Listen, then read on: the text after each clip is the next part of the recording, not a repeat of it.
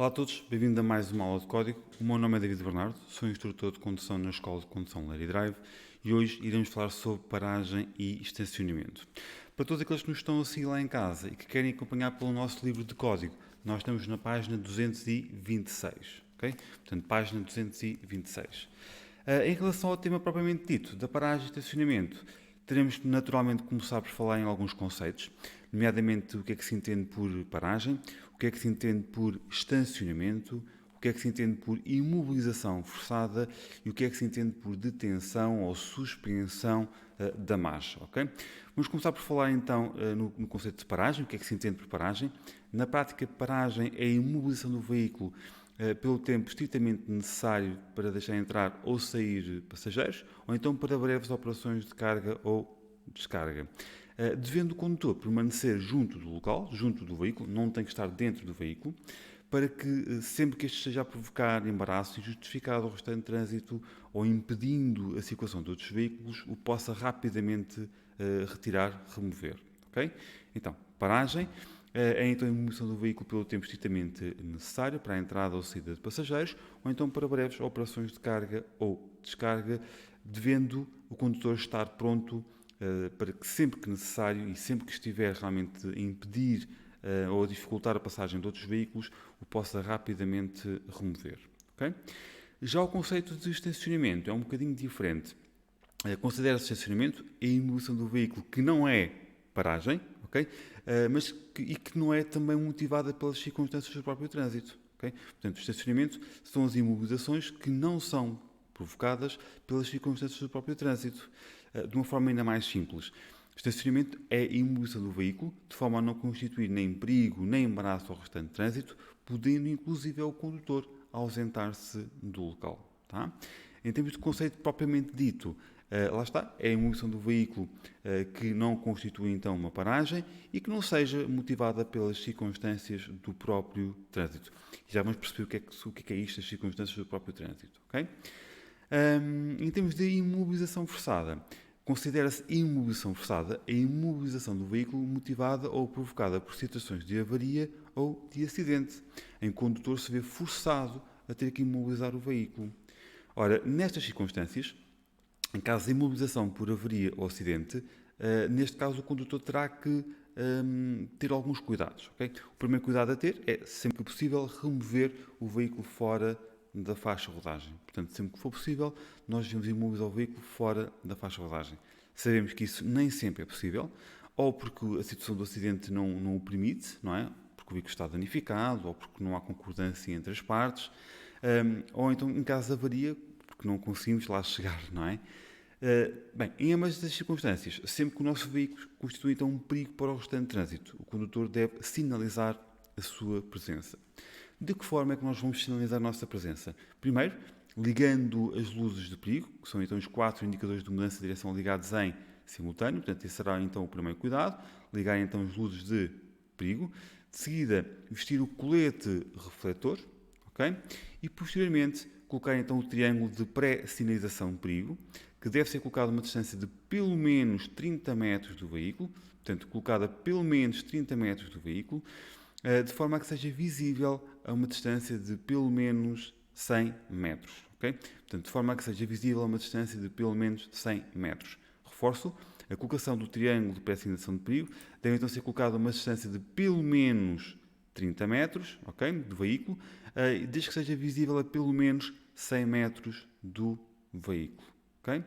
E claro, depois nestas circunstâncias o condutor há de tomar as devidas precauções para a remoção do veículo, ligando para a assistência de viagem, por exemplo, caso não consiga resolver a situação, numa situação de avaria ou uma situação de acidente mais grave que implique a remoção do veículo, deve então ligar para o número da assistência de viagem que está na carta verde do seguro.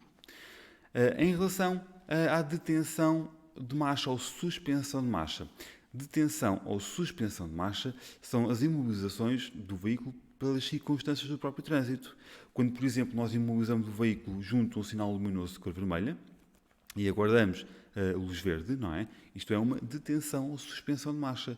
Quando eu imobilizo o veículo junto a uma passagem para peões, por exemplo, para ceder passagem aos peões, ou num cruzamento ou num entroncamento, para aplicar a regra geral de licença de passagem, por exemplo, ok? Ou até mesmo numa situação de trânsito intenso, quando eu imobilizo o meu veículo numa fila de trânsito, eu não estou a parar nem a estacionar, eu estou a fazer uma detenção ou uma suspensão de marcha, que é então a imobilização do veículo, motivada pelas circunstâncias do próprio trânsito, da própria circulação de veículos, ok? Em termos de conceitos, que vos deixei então estes 4 conceitos. Depois, o Código de Estrada estabelece uma regra geral da forma como deve ser feito e os locais onde deve ser realizado a paragem e o estacionamento dentro e fora das localidades. Okay? Em primeiro lugar, dentro da localidade, a paragem e o estacionamento deve ser efetuada nos locais para esse efeito destinados, ou então, não existindo esses locais, poderá ser na própria faixa de rodagem, desde que junto ao limite direito, paralelamente à faixa de rodagem e no sentido da marcha. Okay? Portanto, vou reforçar, porque é realmente importante, dentro das localidades, a paragem e o estacionamento devem então fazer-se nos locais especialmente destinados para esse efeito, pela forma indicada, ou então na própria faixa de rodagem, mas o mais próximo possível do limite direito da faixa de rodagem e no sentido da marcha e, claro, paralelamente à faixa de rodagem. Nesta imagem temos aqui uma coisa curiosa, se nós repararmos, também encontramos veículos estacionados do lado esquerdo. Okay? Isto é possível porque se trata de uma via de sentido único e desde que haja sinalização a permitir o estacionamento do lado esquerdo. Okay? Porque lá está, como regra geral, o estacionamento terá que ser do lado direito e paralelamente à faixa de rodagem. Neste caso em particular, os veículos estão também estacionados do lado esquerdo, porque lá está, porque se trata de uma via de sentido único e desde que haja sinalização a permitir o estacionamento no lado esquerdo da faixa de rodagem. Okay? Em relação ao fora da localidade, fora das localidades, a paragem e o estacionamento terá que ser feito fora da faixa de rodagem. Se não for possível fora da faixa de rodagem, e só no caso da paragem, porque o estacionamento esse terá que ser sempre feito fora da faixa de rodagem, se por alguma razão não for possível, então a paragem, e só no caso da paragem, deverá ser o mais à direita possível, portanto junto ao limite direito da faixa de rodagem, paralelamente a esta e no sentido da marcha. Okay? Portanto, mais uma vez reforçando, fora das localidades, a paragem e o estacionamento devem então fazer-se fora da faixa de rodagem, ou então sendo isso impossível, e apenas no caso da paragem, porque o estacionamento já sabemos que tem que ser sempre feito fora da faixa de rodagem. O mais próximo possível do respectivo limite direito da faixa de rodagem, paralelamente a esta e sempre no sentido da marcha. Okay? Isto fora das localidades. Assim sendo, de uma forma muito simples, dentro da localidade a paragem de estacionamento terá que ser nos locais para esse efeito destinados ou na própria faixa de rodagem, okay? Fora das localidades. O estacionamento terá que, a paragem e o estacionamento terão que ser feitos fora da faixa de rodagem. No caso da paragem, se não for possível fora da faixa de rodagem, poderá também ser junto ao limite direito. Okay? Sempre paralelamente à faixa de rodagem e no sentido da própria marcha. Bem? Quanto aos veículos afeta o transporte coletivo de passageiros. Bem, os veículos afetam o transporte coletivo de passageiros só podem parar para permitir a entrada e a saída de passageiros nos locais para esse efeito destinados e que devem estar devidamente sinalizados. Habitualmente existe inclusive uma zona de refúgio, okay? Onde realmente estes veículos podem imobilizar para permitir a entrada e a saída de passageiros em condições de segurança. Se estas zonas não existirem, porque infelizmente nem sempre existem, a paragem deverá ser o mais à direita possível, paralelamente a esta e sempre no sentido da marcha, para garantir que a entrada e a saída de passageiros se faça com a maior segurança possível. Okay? Portanto, assim sendo, lá está, os condutores de veículos utilizados no transporte coletivo de passageiros só podem parar para a entrada ou saída de passageiros nos locais somente destinados para esse efeito e que devem estar devidamente sinalizados para esse efeito. Caso existam então os refúgios locais, tipo uns pequenos refúgios, a paragem deverá ser então nesses locais. Se não existir, terá que ser então o mais próximo do limite direito da faixa de rodagem. Okay? Em relação ao estacionamento destes veículos, o estacionamento destes veículos só deve ser em locais próprios para esse efeito. Okay? Parques de estacionamento, por exemplo, específicos para esse efeito. Está bem? Okay? Parques e zonas de estacionamento. Mas antes de falar dos parques e das zonas de estacionamento, é importante ainda perceber que, por vezes, existem, quer na via pública, quer nos parques de estacionamento, locais específicos para isso, ou seja, demarcados por marcas rodoviárias e que não podem ser transpostas. Ou seja, o que eu quero dizer é que quando realmente o estacionamento está delimitado por marcas rodoviárias, o condutor deve respeitar essas marcas, ocupando apenas um só lugar. Okay? Podem e existem ainda parques e zonas de estacionamento afetos a determinada categoria de veículos, bem como sendo restrito em termos de tempo, na utilização do tempo, okay? Portanto limitada no tempo, ou então ser sujeitos ao pagamento de uma taxa. Tá? Depois, podem ainda ser reservados lugares a determinadas entidades, ou então até pessoas com portadores do dístico de deficiência. Tá bem? Portanto, há aqui estes 3 cuidados que eu queria então deixar. Tá? Primeiro, quando existe marcação a definir então lugar de estacionamento, o condutor deve respeitar essa marcação, ocupando um só lugar. Okay? Tens de falar atenção que nestes parques, nestas zonas de estacionamento, eles podem estar afetos a determinada categoria de veículos, bem como ser de utilização limitada no tempo ou ser sujeito a pagamento de taxa. Poderíamos ainda encontrar também parques ou zonas em que existem lugares reservados a determinadas entidades. No exemplo que nós temos aqui é a Câmara Municipal de Leiria, por exemplo, okay? Tá? Ou então reservados a pessoas portadoras do dístico de deficiente, ou seja, de mobilidade reduzida. Tá? Em relação aos conceitos, o que é que se entende por um parque de estacionamento e o que é que se entende por uma zona de estacionamento? Okay? Porque é diferente. Primeiro, um parque de estacionamento é um local que foi construído e concebido exclusivamente para o estacionamento de veículos. Mas só me é permitido, como regra geral, circular num parque de estacionamento se a minha intenção for lá estacionar. Okay? Tá? Portanto, parque de estacionamento é um local que foi então construído e concebido exclusivamente para o estacionamento, destinado exclusivamente para o estacionamento. Tá bem? Em termos de sinalização, podemos encontrar aqui um destes 2 sinais. Neste caso, estacionamento autorizado, portanto, indica então ao condutor estacionamento autorizado. Há muito aquele conceito de dizer, é um parque. Não, porque na prática estes sinais tanto podem ser usados em parques como podem ser usados em zonas de estacionamento. Tá bem? O que ele indica, e por ser um sinal de informação, informa ao condutor que o estacionamento é autorizado. Okay? Depois temos este aqui, mas indica estacionamento autorizado com cobertura, portanto indica então ao condutor estacionamento autorizado, mas com cobertura, e posteriormente este que indica então ao condutor fim de estacionamento autorizado. Okay? Portanto, fim de estacionamento autorizado. Quanto às zonas de estacionamento, bem, uma zona de estacionamento é um local da via pública que por construção ou sinalização o estacionamento é autorizado. Okay? Portanto, nos é autorizado estacionar. No exemplo que nós temos aqui na imagem, temos uma via pública, portanto, em que nós temos aqui a faixa de rodagem e depois, a ladear a faixa de rodagem, temos realmente zonas de estacionamento, mas que fazem parte integrante da via pública. Okay? Portanto, zona de estacionamento é então um local da via pública especialmente destinado por construção ou sinalização ao estacionamento de veículos.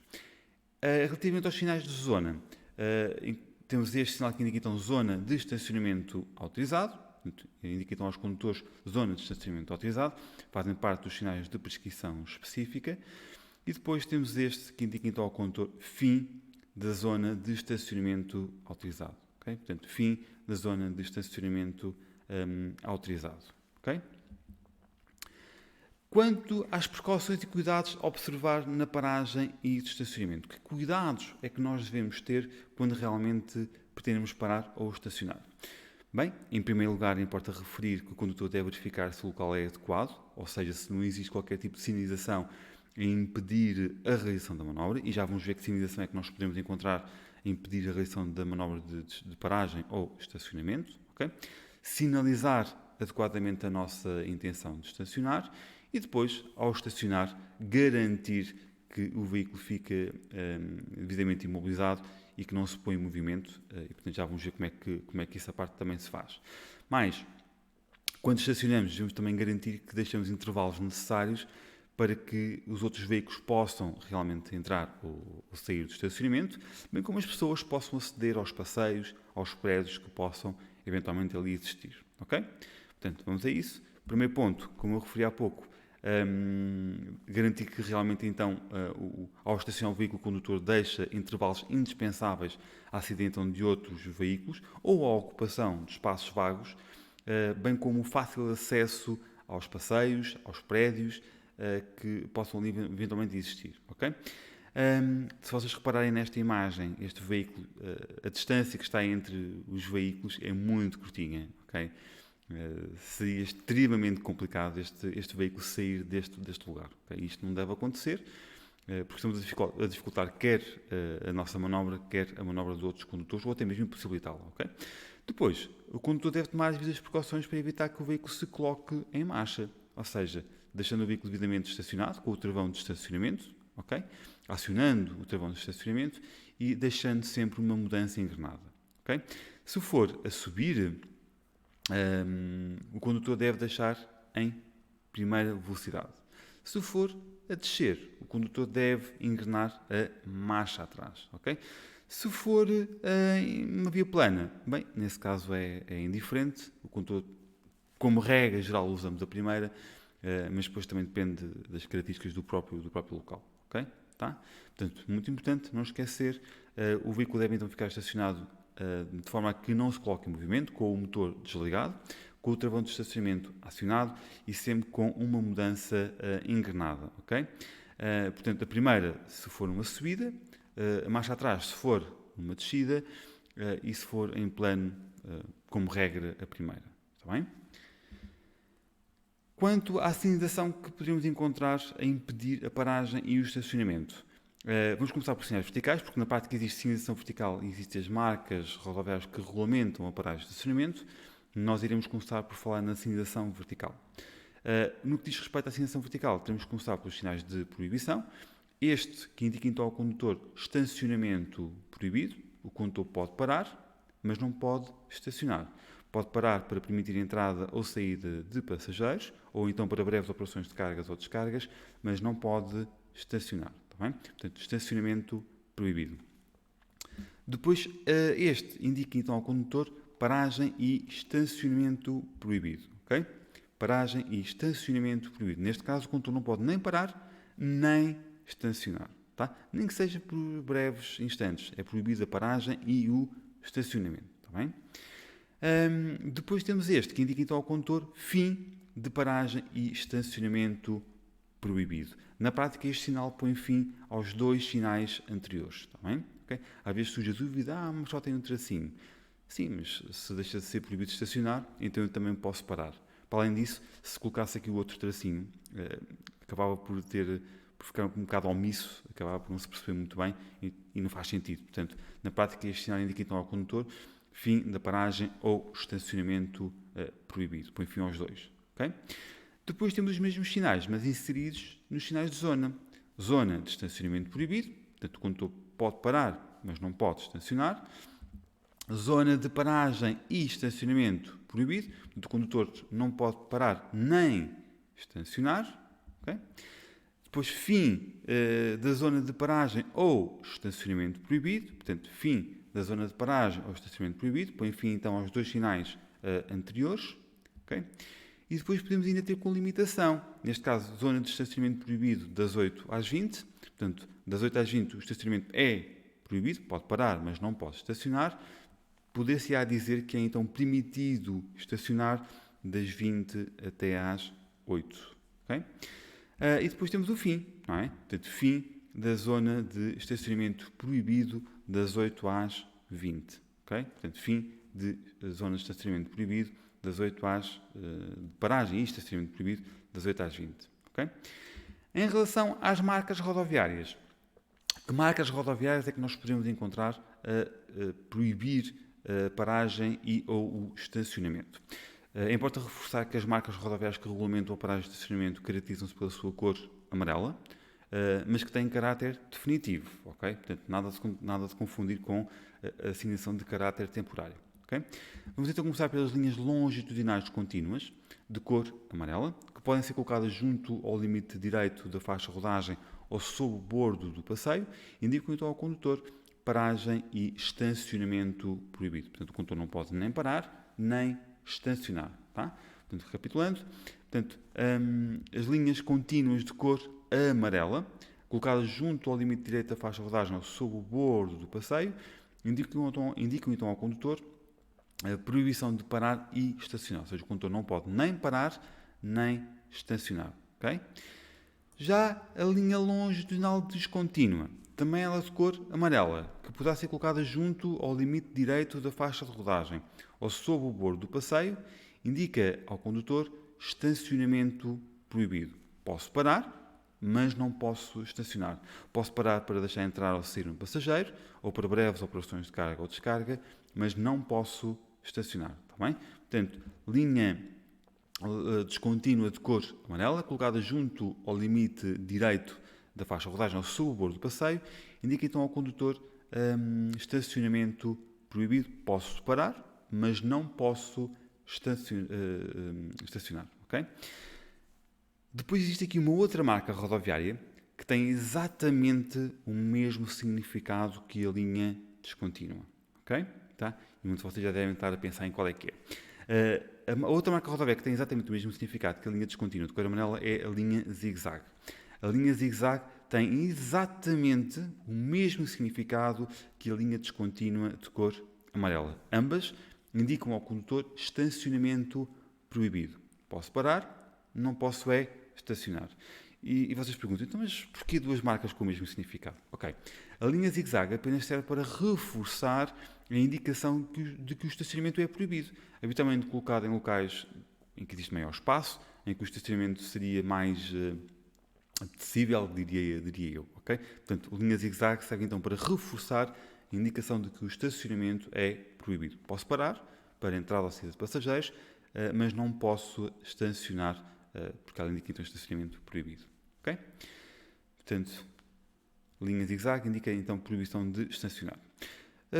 Por fim, temos então aqui esta caixinha, também ela amarela, com marcas amarelas, indicam ao condutor um local de paragem ou estacionamento, mas só para cargas ou descargas. Está bem?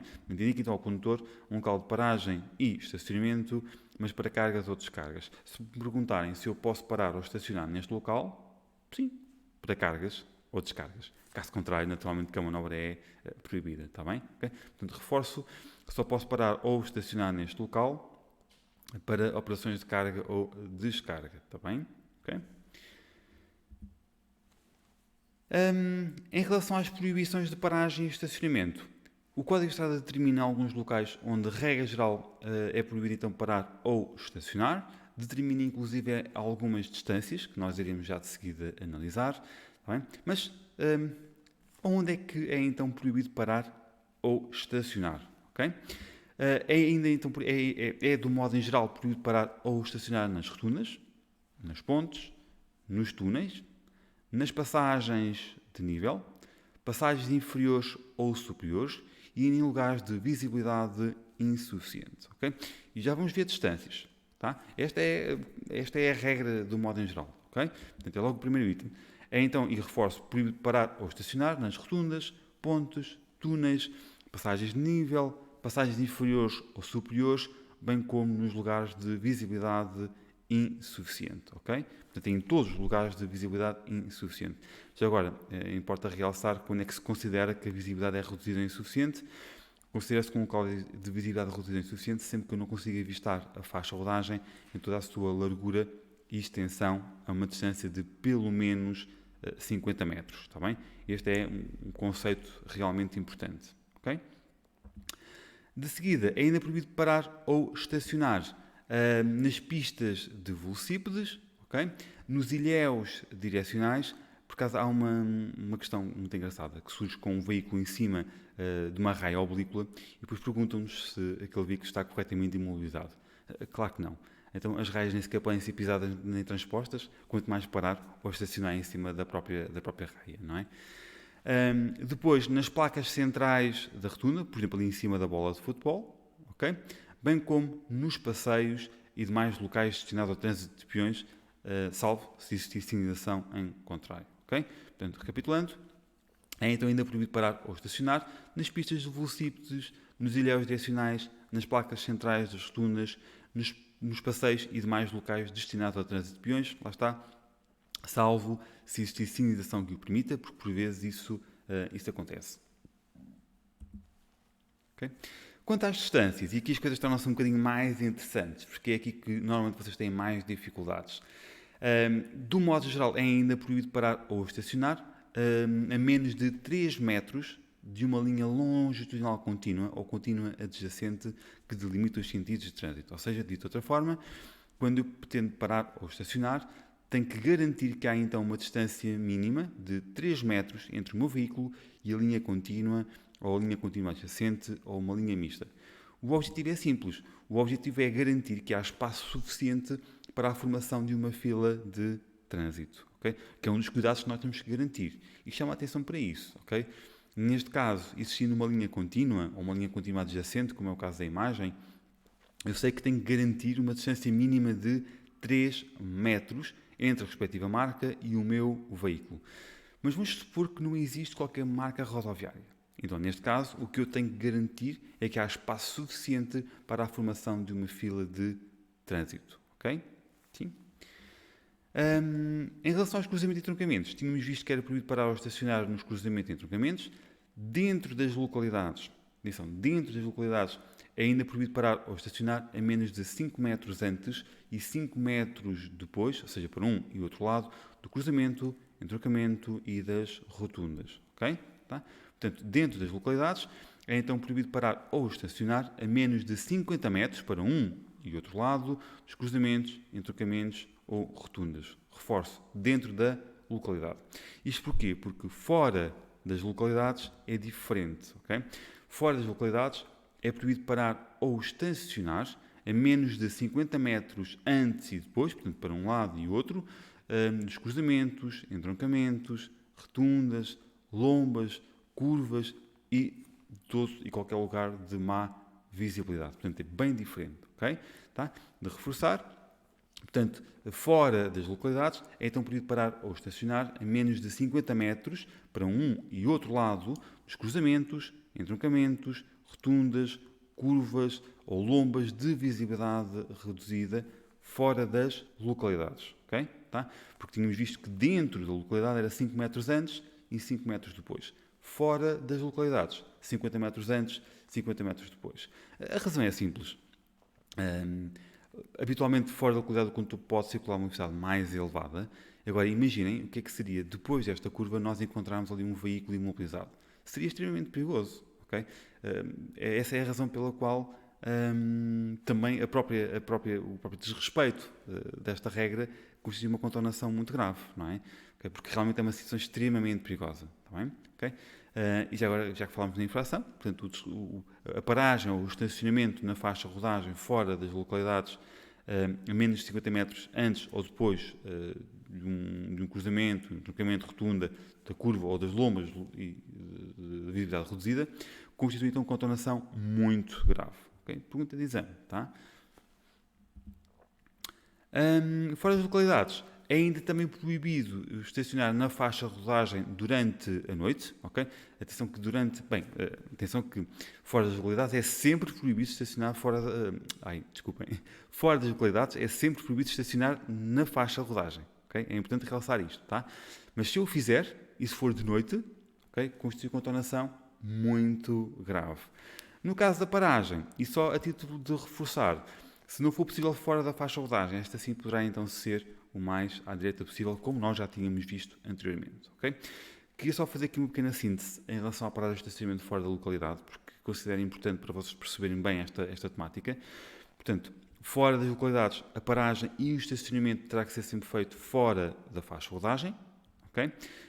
Se for impossível, e só no caso da paragem, okay? Se não for possível parar fora da faixa de rodagem, poder fazê-lo o mais à direita possível, paralelamente a esta e no sentido da marcha. O estacionamento de noite na faixa de rodagem constitui uma contornação muito grave. Okay? Se for durante o dia, é contornação leve.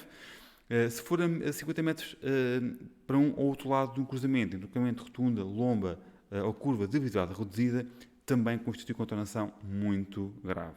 Okay? Aqui uma pequena síntese sobre esta questão.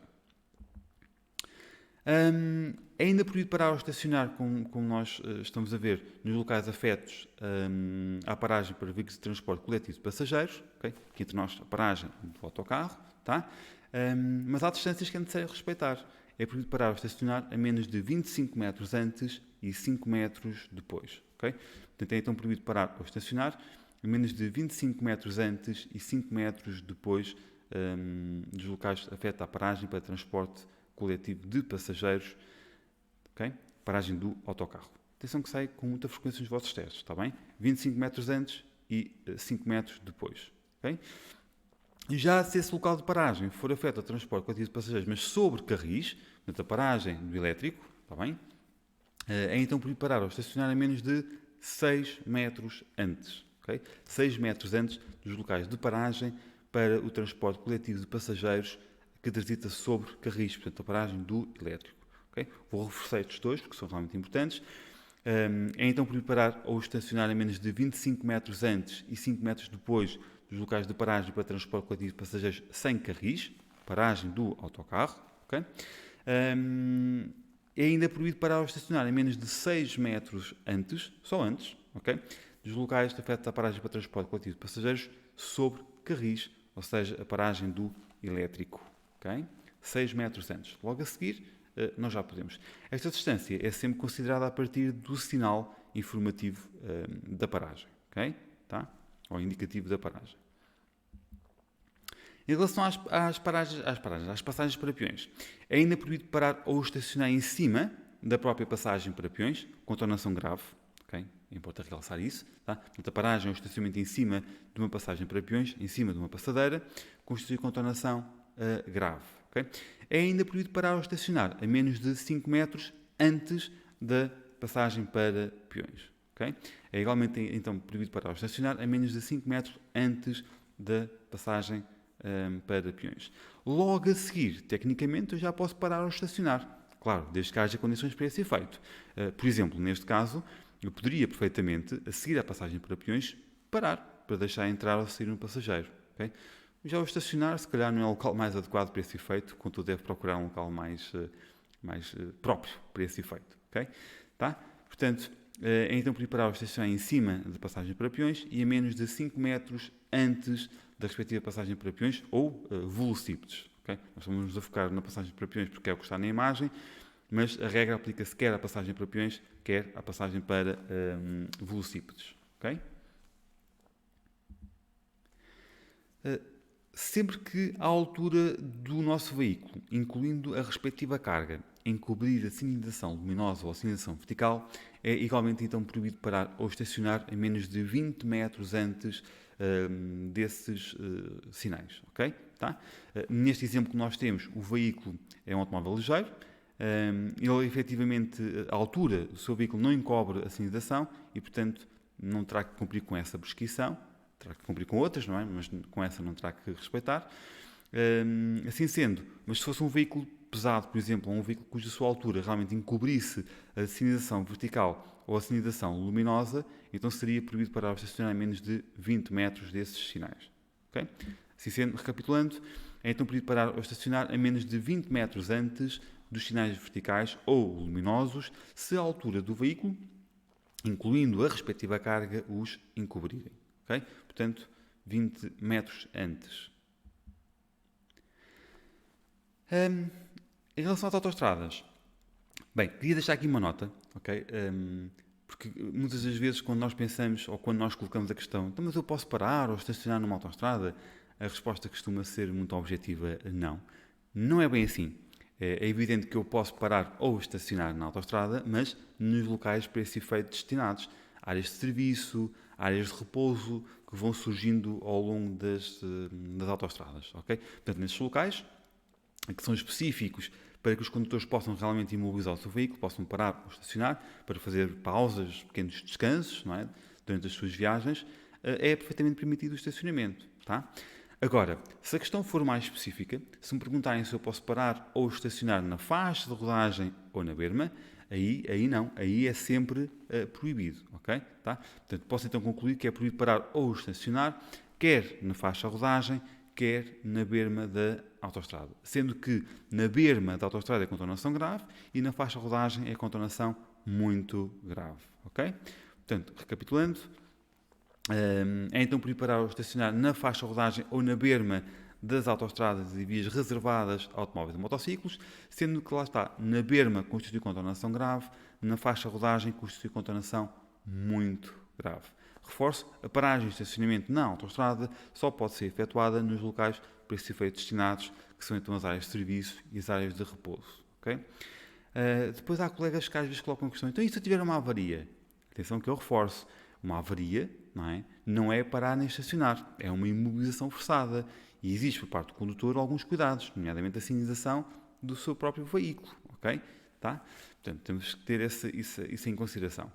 A mesma coisa acontece numa fila de trânsito, por vezes porque houve um acidente ou porque é hora de ponta, criam-se filas de trânsito e os condutores acabam por ficar imobilizados numa fila de trânsito numa autoestrada. Ora, isto não é parar nem estacionar, isto é uma detenção ou suspensão de marcha causada pelas circunstâncias do próprio trânsito. Okay? Portanto, não podemos confundir aqui estas situações.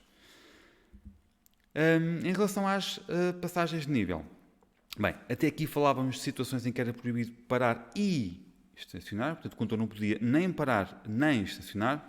Agora iremos falar apenas de situações em que é proibido o estacionamento. Eu posso parar, não posso estacionar.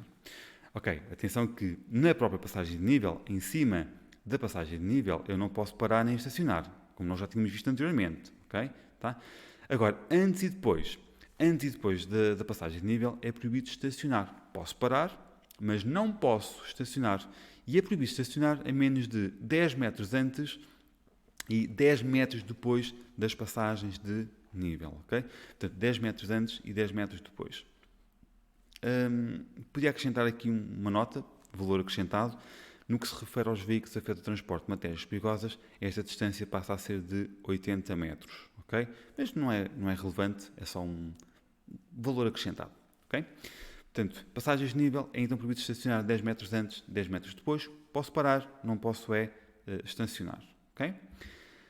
Em relação aos postos de abastecimento de combustível, é igualmente proibido o estacionamento, a menos de 5 metros antes e 5 metros depois, ok? Portanto, é igualmente proibido o estacionamento a menos de 5 metros antes e 5 metros depois, portanto, para um lado e outro dos postos de abastecimento de combustível, ok? É claro que quando eu imobilizo o meu veículo para fazer um abastecimento, isto não é considerado estacionamento, está bem? Portanto, não podemos, mais uma vez, confundir as situações. É ainda proibido o estacionamento do veículo de forma a causar embaraço injustificado ao restante de trânsito, obrigando os condutores a usarem o lado esquerdo da faixa de rodagem, lado esse que se destina aos condutores que circulam em sentido contrário, ou no mesmo sentido, como é o caso da imagem. Okay? Tá? Portanto, impedindo o trânsito de outros veículos, obrigando a utilização da parte da faixa de rodagem destinada ao sentido contrário, ou, como nós tínhamos visto, conforme o trânsito faça num ou em dois sentidos. Okay? É ainda proibido o estacionamento em segunda fila. Atenção, que eu posso parar em segunda fila, mas não posso estacionar. Mais uma vez, não podemos confundir situações. Eu posso parar para permitir a entrada ou saída de passageiros, ou uma breve operação de carga ou descarga, mas não posso estacionar. Okay? Por vezes verifica-se que há condutores que imobilizam o veículo em segunda fila, ligam as luzes de perigo e depois vão ao banco, vão aos correios, vão tratar dos seus assuntos. Ora, isto por si só já é uma infração, porque isto não é parar, isto é estacionar. Okay? Portanto, o condutor ausenta-se do veículo e, portanto, está na prática a fazer um estacionamento e não uma paragem. Okay? Porque parar é sinal da direita, nós encostamos, paramos, a pessoa sai ou entra e prosseguimos a marcha. Isto é que é parar. Tá bem? A partir do momento em que o condutor imobiliza o veículo, liga as luzes de perigo para dizer é rápido, não é? E depois vai aos correios ou vai ao banco, enfim. Ora, isto já não é parar, isto é um estacionamento e, portanto, já está a praticar uma infração. Tá? Vamos chamar a atenção a esta questão. Posso, e reforço, posso parar em segunda fila, não posso estacionar na faixa de rodagem em segunda fila, ok? De forma a impedir realmente o acesso a outros veículos ou a lugares vagos ou a ocupação desses lugares vagos, está bem? Okay? Portanto, na faixa de rodagem, em segunda fila e em todos os lugares que impeçam o acesso a veículos devidamente estacionados ou à saída destes ou à ocupação de lugares vagos. É ainda proibido o estacionamento de veículo impedindo o acesso a caminhos particulares, a parques, a zonas de estacionamento, a garagens, como é o caso que retrata a própria imagem, bem como a lugares de estacionamento, está bem? Tá? Portanto, é então proibido estacionar nos lugares onde faça o acesso de pessoas ou veículos, a propriedades, a parques ou a lugares de estacionamento, ok? O veículo pode, sim, inclusive, ser removido, mas já lá vamos. É ainda proibido estacionar em locais reservados mediante sinalização ao estacionamento de determinados veículos. Nós temos aqui duas situações. Por exemplo, temos aqui um lugar reservado a uma entidade, neste caso à Câmara Municipal de Leiria, e temos aqui um lugar reservado a condutores portadores do dístico de deficiente. Okay? Por exemplo, no caso dos veículos, os veículos elétricos, há muitos lugares reservados para veículos em carga. Também é um exemplo, ok? Portanto, em que só se lá pode estacionar se o veículo estiver realmente em carga. E chama a atenção a esse pormenor, porque considero que é importante. Em relação aos locais reservados ao estacionamento de condutores portadores do dístico de deficiente, chama a atenção que o desrespeito por estes locais, ou seja, a paragem, o estacionamento em lugar reservado a pessoa com deficiência condicionada à sua mobilidade, por qualquer condutor que não esteja autorizado para tal, que não seja portador do dístico de deficiente, constitui então uma contornação grave. Chama a atenção a este pormenor, está bem? Depois é ainda proibido o estacionamento de reboques, semi-reboques, quando desatrelados do veículo trator, ok? Bem como, quer dizer, no respeito aos parques e de estacionamento, ou salvo nos parques de estacionamento totalmente destinados para esse efeito, está bem?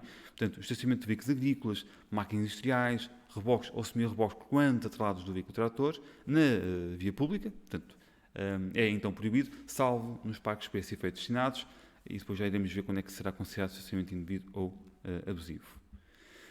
É ainda proibido o estacionamento em parques ou zonas de estacionamento de duração limitada, quando não for cumprido o respectivo regulamento que está indicado no próprio sinal. Nesse exemplo prático que nós temos aqui, o estacionamento é proibido além de 30 minutos, isto significa que durante 30 minutos eu estou autorizado a estacionar, para além de 30 minutos passa a ser estacionamento proibido, e já iremos ver quando é que é considerado estacionamento indevido ou abusivo. Okay?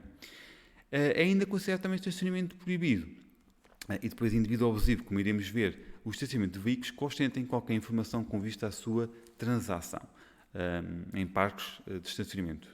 Trata-se, procura um novo dono, números de telefone, por exemplo, que são as expressões mais encontradas nestas situações, está bem? Portanto, estacionamento proibido. Okay? Em relação ao estacionamento indevido ou abusivo, bem, é outro ponto forte, é outro ponto onde realmente vocês têm muitas vezes dúvidas e que é muito importante, ok? Vamos começar pelos parques ou pelas zonas de estacionamento. Como vocês sabem, existem parques de estacionamento, e vou dar como referência um parque de estacionamento, parques de estacionamento livres, sem sujeição a qualquer pagamento de taxa, em que o condutor pode estacionar livremente, mas também existem parques ou zonas de estacionamento em que o estacionamento é condicionado ao pagamento de uma taxa, ok? E depois temos duas situações, mas já lá vamos. Vamos começar então por falar em parques de estacionamento sem sujeição a qualquer pagamento de taxa. Eu não posso esquecer que estamos a falar de um local que é público e, portanto, todos nós temos lugar, temos direito àquele lugar, ok? Portanto, eu posso efetivamente lá estacionar, mas atenção, se o veículo permanecer interruptamente estacionado no mesmo local, ok? Por um período superior a 30 dias, passa a ser considerado estacionamento indevido ou abusivo. Okay? Assim sendo, considera-se estacionamento indevido ou abusivo o estacionamento de veículo durante 30 dias ininterruptos em local da via pública ou em parque ou zona de estacionamento isentos de pagamento de qualquer taxa. Reforço, eu não posso esquecer que estes parques de estacionamento, estas zonas, estes locais de estacionamento são públicos e, portanto, todos nós temos direito a ele. Portanto, não podemos usar abusivamente ou indevidamente. Tá?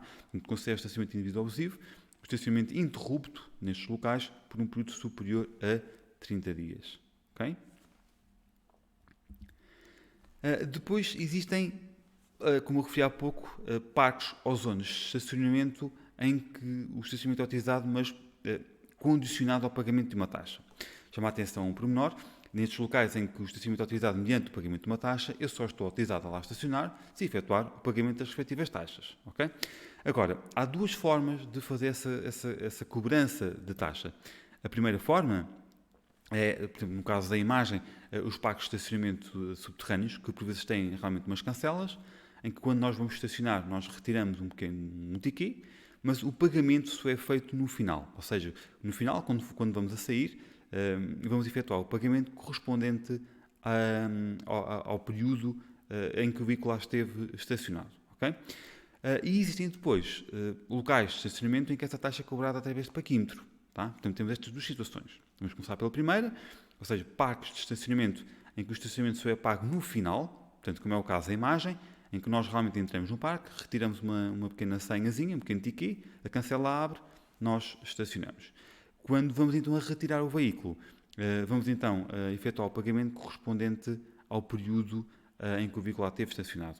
Ora, quando é que se considera então estacionamento indevido abusivo nestes locais?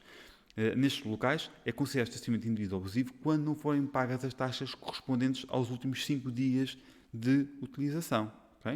Então, se nós colocarmos aqui, portanto, considera estacionamento indevido abusivo o estacionamento do veículo em parque de estacionamento quando as taxas correspondentes a 5 dias de utilização não tiverem então sido pagas.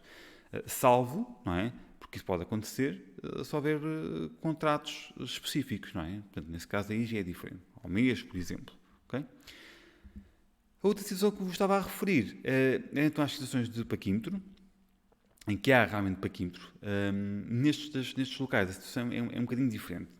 E se calhar vamos ver isto a título de exemplos. Vamos supor que neste local de estacionamento, que é condicionado ao pagamento de taxa, por parquímetro, okay? Como nós conseguimos perceber aqui, vamos supor que eu estaciono, mas que não retiro qualquer ticket. Penso, isto é rápido e tal, e não tiro. Ok. Por si só já está em cumprimento, obviamente. Bem, neste caso, considera-se automaticamente estacionamento indevido abusivo. Isto porquê? Porque o agente de fiscalização não consegue ter uma percepção sobre o que está estacionado há 2 minutos, há 2 dias ou há 2 horas. Ele não tem forma de saber. Okay? Então é logo estacionamento indevido ou abusivo. Mas não foi o caso. Okay? Nós estacionámos, tirámos o ticketzinho, okay? E, portanto, durante o prazo do ticket, o condutor está autorizado a estacionar. Colocámos ali umas moedinhas no parquímetro, foi emitido um ticket, colocámos no tablier num local visível, e, portanto, durante esse prazo, eu estou autorizado a estacionar. Okay? Mas vamos supor que eu demoro mais tempo do que eu estava à espera e que deixo passar esse prazo. Okay? Bem, se deixar passar o prazo que está estipulado no próprio ticket, então passa a estar numa situação de estacionamento proibido. Okay? Tá? Portanto, passa a estar numa situação de estacionamento proibido. Passa a ser considerado estacionamento indevido ou abusivo 2 horas após esse prazo. Okay? Portanto, 2 horas depois da taxa paga, passa a ser considerado estacionamento indevido ou abusivo. Okay? Tá? Portanto, estacionamento do veículo em zona de estacionamento condicionado ao pagamento da taxa quando esta não tiver então sido paga ou tiverem decorrido 2 horas para além do período de tempo pago. Okay? Portanto, vou reforçar novamente o exemplo. Se eu não efetuar o pagamento de qualquer taxa, é automaticamente considerado estacionamento indevido ou abusivo. Se efetuar o pagamento da taxa durante o prazo do ticket, eu estou naturalmente autorizado a estacionar. Se deixar passar o prazo do ticket, estacionamento proibido. 2 horas depois, passa a ser considerado estacionamento indevido ou abusivo. Como eu costumo dizer, já está a abusar, portanto, passa a ser considerado estacionamento indevido ou abusivo. Okay? Outra dúvida que normalmente os colegas colocam é, então, mas qual é que é a diferença? Bem, a diferença neste caso, em particular, que é fácil de perceber, é que na situação de estacionamento proibido, o veículo está sujeito ao pagamento de uma coima. Quando passa a ser considerado estacionamento indevido ou abusivo, para além do pagamento da coima, o veículo pode ser removido ou bloqueado, não é? O que acarreta uma despesa acrescida. Okay? Portanto, esta é a principal diferença. Tá? Mas já lá vamos à remoção de veículos. Depois, tínhamos dito há pouco que havia lugares de estacionamento limitados no tempo. Ou seja, neste caso em particular, o estacionamento é proibido além de 30 minutos. Isto significa que durante 30 minutos eu posso realmente estacionar. Após 30 minutos passa a ser estacionamento proibido. E mais uma vez, 2 horas depois, 2 horas depois, passa a ser considerado estacionamento indevido ou abusivo. Okay? Portanto, considera-se estacionamento indevido ou abusivo o estacionamento do veículo que permanecer em local de estacionamento limitado mais de 2 horas para além do período de tempo permitido. Okay? Estacionamento indevido ou abusivo no que diz respeito aos veículos agrícolas, máquinas industriais, reboques ou semi-reboques quando desatrelados do veículo trator e ainda a veículos publicitários, ou seja, veículos que estão estacionados apenas com o intuito publicitário. Okay?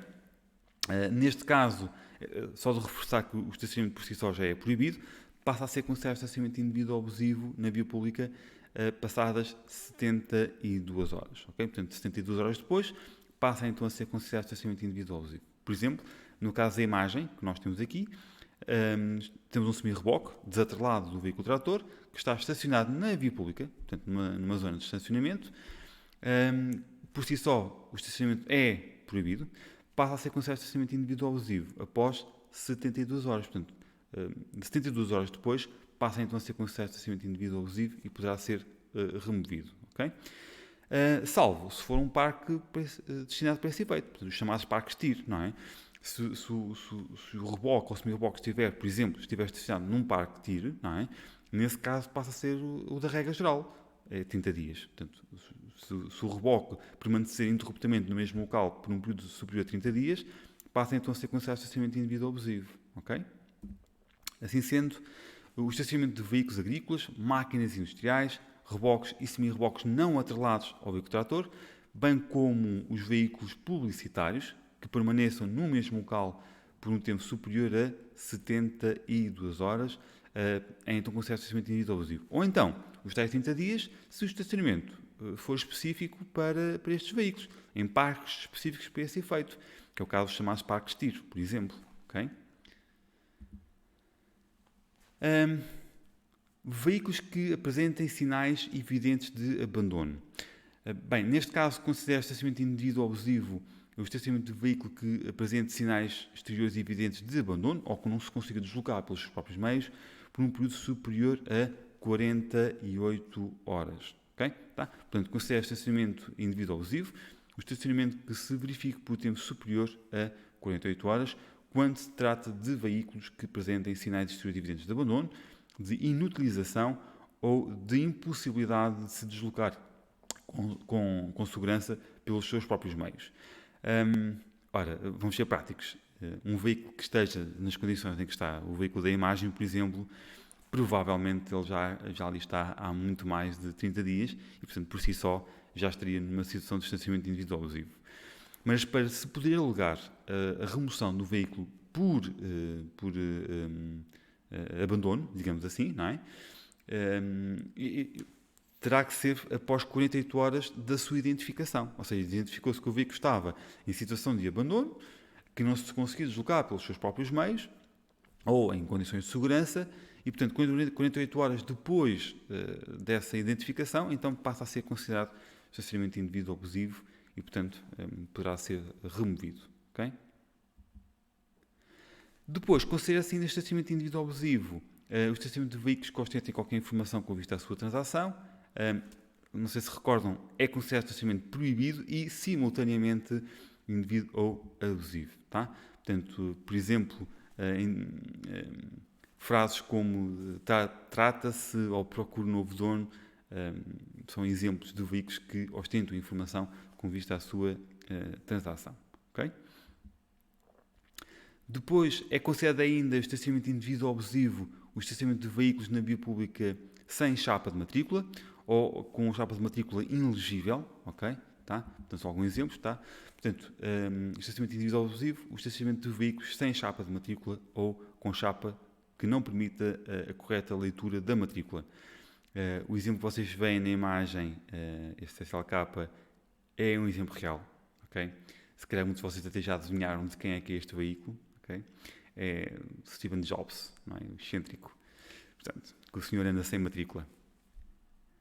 Em relação à remoção do veículo, em que circunstâncias é que podem então ser removidos os veículos que estejam estacionados ou imobilizados? Bem, algumas delas nós até já fomos vendo, de uma forma muito simples. sempre que o veículo se encontra estacionado de forma indevida ou abusiva, como nós acabámos de ver, o veículo poderá efetivamente ser então removido. Mas vamos por partes, ok? Então, o veículo poderá efetivamente ser removido sempre que se encontra estacionado indevida ou abusivamente, que foi uma das decisões que nós acabámos de ver ainda agora. Os veículos estejam estacionados na berma da autoestrada ou vias equiparadas, ok? Estacionados ou imobilizados em locais que, por razões de segurança ou de ordem pública, de emergência, socorro, justifiquem a sua remoção. E aqui chama a atenção um pormenor. O veículo até poderá estar bem estacionado, mas isso não significa que, por uma situação de emergência ou de socorro, o veículo não possa ser removido. É evidente que não me vão sancionar nesse sentido, porque eu não estou a praticar nenhuma infração. Mas eu também não posso exigir minimização por esse facto. Tem que ser cordial e tem que perceber a situação em si. Okay? E depois podem ser removidos os veículos estacionados ou imobilizados de modo a constituir evidente perigo ou grave perturbação para o restante trânsito. Okay? E é aqui que nós vamos aprofundar mais um bocadinho, porque as outras situações nós até já tínhamos analisado, nomeadamente as situações de estacionamento individual abusivo. Vamos nos focar nas situações que constituem perigo ou grave perturbação para o trânsito. E consideram-se, então, que constituem evidente perigo ou perturbação para o trânsito, nomeadamente o estacionamento em via ou corredor de circulação reservado a transportes públicos, não é? Portanto, nas vias bus, por exemplo, nas vias reservadas a veículos de transporte coletivo de passageiros, ou nos locais de paragem para esse efeito, não é? Portanto, nos locais de paragem de veículos de transporte coletivo de passageiros, seja paragens de autocarro, por exemplo, seja paragens de táxis, praças de táxis, tá? Porque as praças de táxis são também locais de paragem para transporte coletivo de passageiros, uma vez que eles são considerados transporte coletivo de passageiros. Okay? Em passagens para peões ou velocípedes, quando devidamente sinalizadas, portanto, a paragem de estacionamento em cima da própria passadeira ou em cima da própria passagem para velocípedes, para além de constituir uma contornação grave, o veículo poderá também ser removido. Okay? O estacionamento na faixa de rodagem sem ser junto à berma ou ao passeio, porque acaba por perturbar gravemente a circulação de outros veículos. Em cima dos passeios ou em zona reservada exclusivamente ao trânsito de utilizadores vulneráveis, okay? Que é igualmente proibido, como é o caso da imagem. Em local destinado ao acesso de veículos a peões, propriedades, garagens ou locais de estacionamento. Por exemplo, o exemplo que nós temos é em frente a uma garagem, portanto, impedindo o acesso ou a saída dessa garagem, o veículo poderá naturalmente ser removido. Okay? Em local destinado ao estacionamento de veículos em certas categorias, ao serviço de determinadas entidades ou utilizados no transporte de pessoas com deficiência, por exemplo, estacionar num local reservado a condutores portadores de disco deficiente, de mobilidade reduzida, não é? Por exemplo, contornação grave, lembrem-se. Em local de afeto à paragem de veículos para operações de carga ou descarga, ou ainda à tomada alegada de passageiros, portanto, quando nós realmente paramos num local que está sinalizado como sendo exclusivo para cargas ou descargas, por exemplo. Okay? Em segunda fila, portanto, a paragem na faixa de rodagem em segunda fila também constitui realmente, também pode constituir uma remoção do próprio veículo, ou então, na faixa de rodagem, impedindo ou obrigando os restantes condutores a usar o lado esquerdo da faixa de rodagem, lado esse que se destina ao trânsito que circula em sentido contrário, ou no mesmo sentido, consoante a situação. Em local que impeça o acesso a outros veículos devidamente estacionados ou à saída destes, portanto, quando há realmente um lugar, um espaço vago, e realmente estou a impedir o acesso a esse lugar, por exemplo, ou à saída de veículos devidamente estacionados, em segunda fila, de forma mais cordial. De noite, na faixa de rodagem fora das localidades, salvo no caso de imobilização por avaria devidamente sinalizada, em que aí nós já sabemos que não se considera estacionamento. De reforçar que fora das localidades, o estacionamento na faixa de rodagem durante a noite constitui uma contornação muito grave. Okay? Muito grave. Na faixa de rodagem da autoestrada ou via equiparada, pedimos aqui acrescentar também a berma, como nós já tínhamos visto antes. Portanto, assim sendo, concluindo, então a paragem ou o estacionamento na berma ou na faixa de rodagem da autoestrada pode ou implica a remoção do veículo, além de constituírem, no caso da berma, contornação grave, no caso da faixa de rodagem, contornação muito grave. Okay? Quanto ao bloqueamento, Bem, em relação ao bloqueamento, para perceberem melhor para perceberem bem esta questão aqui do estacionamento, ou melhor, do bloqueamento, só reforçar aqui dois pontos. O bloqueamento surge como uma alternativa à remoção, ok? Portanto, em quase todas as situações de estacionamento indevido ou abusivo, o veículo poderá ser bloqueado. Melhor, o veículo poderá ser bloqueado e depois removido, poderá ser removido e depois bloqueado, ou poderá ser simplesmente bloqueado ou removido. Ok? Tá? Em relação ao bloqueamento, as autoridades competentes para a fiscalização podem bloquear o veículo através de dispositivos adequados para o efeito, os chamados bloqueadores, ok? Impedindo então a sua deslocação até que se possa proceder à remoção. Podem, também no caso de não ser possível a remoção imediata, proceder à deslocação provisória do veículo para outro local, a fim de aí ser bloqueado até à remoção.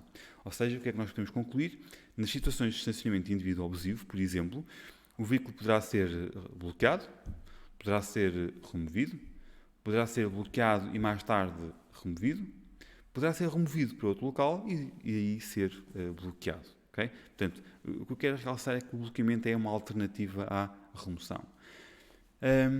Para o desbloquear, habitualmente é colocado este autocolante, digamos assim, no vidro do condutor, que contém um número de contacto pelo qual o condutor deve contactar para proceder ao pagamento das respectivas sanções e ao desbloqueamento do veículo. Okay? Presunção de abandono. Ok. Em caso de remoção do veículo, quando é que se considera abandono? Tá? Vou-vos dar um exemplo. Neste caso, o que nós temos na imagem é o parque da PSP de Leiria e alguns veículos que foram então removidos ou apreendidos, neste caso é um conjunto, mas vamos por partes. Um exemplo simples, vamos supor que eu realmente estaciono o meu veículo num local de cargas ou descargas, por exemplo, não reparei, e deixo lá o veículo estacionado, vou fazer a minha vidinha e quando chego o veículo já não está no local. E depois é que me apercebo que afinal é um local de cargas ou descargas. Bem, o mais provável é ter sido removido. No caso de Leiria, por exemplo, a remoção é feita, a responsabilidade pela remoção do veículo é feita pela própria PSP, pela Polícia de Segurança Pública, que remove então o veículo para os seus parques na própria esquadra da PSP. O que o condutor terá que fazer é se deslocar à esquadra da PSP, solicitar pelo veículo, obviamente, efetuar o pagamento das respectivas taxas, quer da infração, quer da remoção do próprio veículo, e o processo, se não houver realmente uma sanção mais grave, o processo encerra ali, ok? Agora, mas isto é a situação normal, em que a pessoa está a usar naturalmente o veículo e se percebe que ele foi realmente removido e, portanto, procede logo ao seu levantamento. Mas nem sempre é assim. Por exemplo, nas situações de estacionamento individual abusivo por 30 dias ou em caso de abandono, muitas vezes o proprietário não se apercebe da sua remoção, ok? Nestas situações, a entidade que procedeu à remoção do veículo deve então notificar o proprietário do veículo da sua remoção, ok? Para que possa realmente proceder ao pagamento das respectivas coimas e das custas e das despesas inerentes quer à remoção, quer à estadia, digamos assim, do veículo. Okay? Esse prazo é de 45 dias, portanto, ou seja, o prazo de notificação é de 45 dias, salvo se o veículo apresentar sinais de deterioração muito elevados, em que esse prazo é então reduzido para 30 dias. Tá? Okay? Se neste prazo de 45 dias ou 30 dias o proprietário do veículo não proceder ao levantamento do veículo e ao pagamento das respectivas coimas e custas, então, nesse caso, considera-se que o veículo está ou foi abandonado. Okay? Portanto, em caso de abandono, o veículo é então reconvertido para o pagamento das respectivas custas e coimas, é sujeito a leilões, por exemplo, é vendido em esta pública, ou então é cedido pelas autarquias locais, ou pelo próprio Estado, se assim se justificar. Okay? Portanto, se nós virmos aqui, o veículo que não for então reclamado nos prazos previstos nos anteriores, nos tais 45 dias ou 30 dias, é então considerado abandonado e é adquirido para ocupação do Estado ou pelas autarquias locais. Okay? E, portanto, é realmente vendido, digamos assim, em asta pública ou então adquirido pelo próprio Estado. Tá? Em relação aqui à paragem e estacionamento, penso que esteja tudo. Mais uma vez, espero-vos ter ajudado nesta temática. Continuem a fazer muitos testes, está bem? Continuem a estudar código da estrada.